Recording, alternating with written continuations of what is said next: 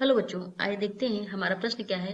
बच्चों, हमारा प्रश्न है, क्या एंजाइम को बहुलक कहा जा सकता है? तो आइए सबसे पहले बच्चों बात करते हैं प्रश्न की मुख्य अवधारणा की।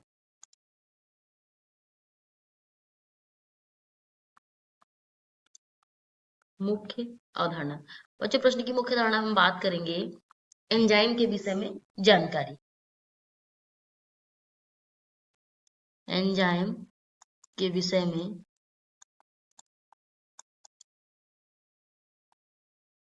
जानकारी। बच्चों देखिए, सबसे पहले तो हम बात करें तो ये तो हमारे प्रश्न की मुख्य अवधारणा हो गई। अपने उत्तर की ओर आगे बढ़ते हैं तो देखिए बच्चों कि जो हमारे ये एंजाइम होते हैं इनको बहुलक कहा जा सकता है, तो हम कहेंगे कि हाँ, इन्हें कहा जा सकता है। पहले तो लिख लेते हैं कि हाँ, एंजाइम को बहुलक कहा जा सकता है। अब बच्चों इनको क्यों कहा जा सकता है इसके विषय में चर्चा कर लेते हैं। तो देखिए, जो बच्चों एंजाइम होते हैं, ये जो हमारे होते हैं, अब देखिए ये जो हमारे बहुलक होते हैं ये जैव उत्प्रेरक होते हैं। ठीक है, ये जो हमारे जो होते हैं ये एंजाइम क्या होते हैं, ये जैव उत्प्रेरक होते हैं। ठीक है बच्चों, ये जैव उत्प्रेरक होते हैं। और जो ये होते हैं जैव उत्प्रेरक एक प्रकार से एंजाइम होते हैं जो कि ये प्रोटीन का ही रूप होता है बच्चों। ये एंजाइम होते हैं, जैव उत्प्रेरक होते हैं एंजाइम, ये क्या होते हैं, ये प्रोटीन का ही बच्चों क्या होता है, रूप होता है। प्रोटीन का रूप होता है। और वो जो हमारे प्रोटीन होते हैं वो किससे मिलकर बने होते हैं, वो अमीनो अम्ल से मिलकर बने होते हैं। अमीनो अम्ल से मिलकर बने होते हैं। अब बच्चों जो ये तो हो गया कि ये तो हमारे इससे बने होते हैं, अमीनो अम्ल से मिलकर बने होते हैं। तो हम कह सकते हैं कि जो हमारा जो अमीनो अम्ल का बहुलक है वो क्या है बच्चों, प्रोटीन है। तो अमीनो अम्ल का जो बहुलक है,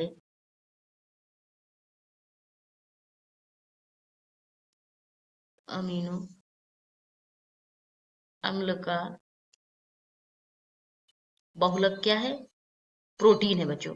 अब ये तो हमने देख लिया कि अमीनो अम्ल का जो बहुलक है बच्चों क्या है, वो हमने प्रोटीन प्रोटीन है। और प्रोटीन बच्चों क्या है, प्रोटीन का ही रूप क्या है बच्चों, एंजाइम है हमारा। तो ये जो हमारा एंजाइम है, अगर और ये जो बच्चों ये प्रोटीन भी जो होते हैं, ये जो प्रोटीन होते हैं ये कैसे विषम प्रकार के बहुलक होते हैं। प्रोटीन जो हमारे होते हैं ये कैसे होते हैं, विषम प्रकार के बहुलक होते हैं। लिख लेते हैं इसमें, ये विषम प्रकार के बहुलक होते हैं, बहुलक होते हैं। अब बच्चों ये तो विषम प्रकार के बहुलक होते हैं। तो उदाहरण में अगर हम बच्चों बात करें तो उदाहरण में लिख लेते हैं यहाँ पे। तो उदाहरण में जैसे मान लीजिए बच्चों कोई ए बी या फिर बी बी के बीच में, या फिर ए ए बंध ऐसे बने हुए हैं, इनके बीच जो अनेक प्रकार के वो जो है अन्योन्य क्रियाएं हो रही हैं, इनके बीच में जो बंध बने हुए हैं एक दूसरे से जुड़े हुए हैं, उदाहरण हम इसका इस प्रकार ले सकते हैं। तो बच्चों यहाँ पे देख रहे थे कि जो अमीनो अम्ल का बहुलक क्या था, वो प्रोटीन था। और जो एंजाइम है ये प्रोटीन का ही क्या है, रूप है। तो बच्चों ये प्रोटीन अमीनो अम्ल का जो बहुलक है वो क्या है, प्रोटीन है। तो हम कह सकते हैं कि एंजाइम को भी बहुलक कहा जा सकता है। तो जो हमने यहाँ पर बच्चे ये उत्तर लिखा कि हाँ एंजाइम को बहुलक कहा जा सकता है, ये बिल्कुल सही है। तो आशा करते हैं बच्चों प्रश्न का उत्तर समझ आया होगा। धन्यवाद।